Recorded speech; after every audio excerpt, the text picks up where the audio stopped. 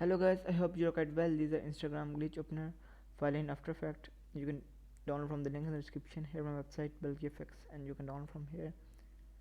Here is download now button. You just need to click here and you can simply download from here.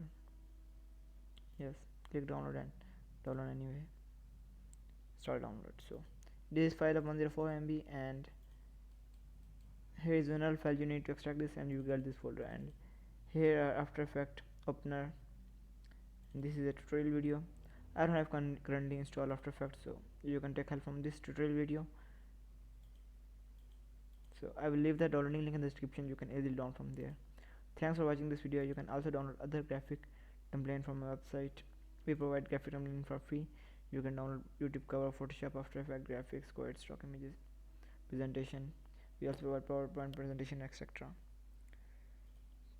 Thanks for watching this video. I hope this data is quite useful for you. Take care.